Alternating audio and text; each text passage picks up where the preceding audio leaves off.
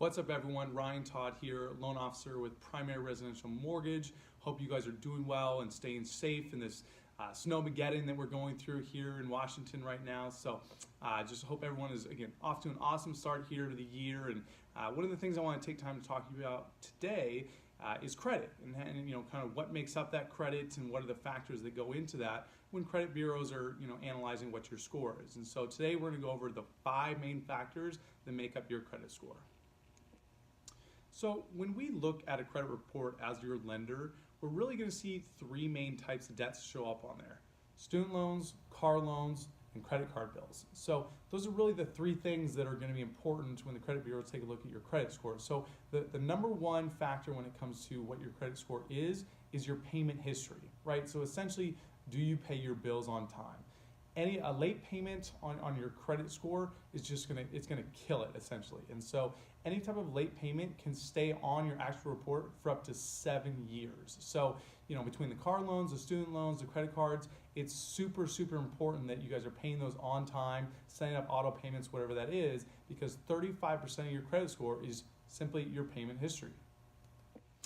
Second biggest factor when it comes to your credit score is how much do you owe, right? How much do you have outstanding in total debt? And so the big one where you have control here is your credit card, you know, balance. And so a good general rule of thumb is to keep the balance on your credit cards at no more than 30% of what you can max out at. So if you have a credit card limit of $1,000, we recommend keeping that balance no more than $300 outstanding. Obviously pay that off as soon as possible, but a good rule of thumb when it comes to outstanding balances, you know, for your lines of credit is keep it 30% or less.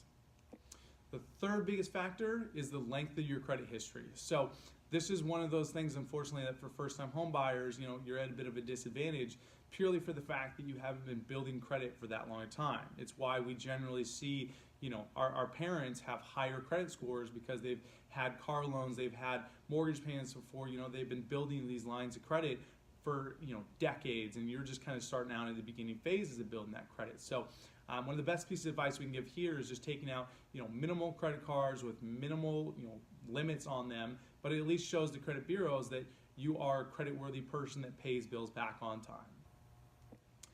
The fourth biggest factor is new credit accounts. And so what I mean by that is if you are applying for new lines of credit over and over again. And so the credit bureaus don't want to see that you're opening up, you know, 4 or 5 credit cards at a time, you're getting a car loan here, you got a student loan active. And so one of the biggest things that we tell our buyers is once you get into contract, do not open up any more lines of credit.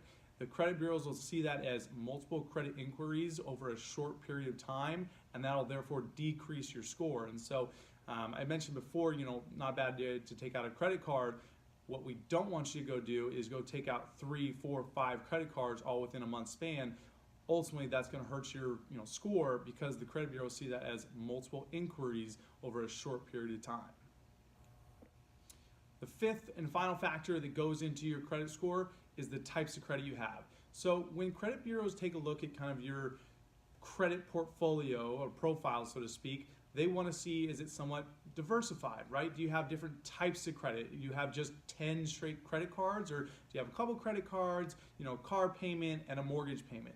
That is generally kind of the typical buyer that they like to see. Is it diversified, right? Is it all just one line of credit, you know, all in one space, or is it kind of a portfolio, so to speak? And so the more you can kind of diversify those types of credits you have, the more, you know, appealing you are to the credit bureaus. All right, so now that we've walked through those 5 main factors there, you know, I hope that you guys were able to take something away from that, you know, something new that you didn't know before and things that you can apply, you know, to your credit portfolio here moving forward. So again, I appreciate you taking time to watch the video. Hope you guys stay safe out there and happy early Valentine's Day.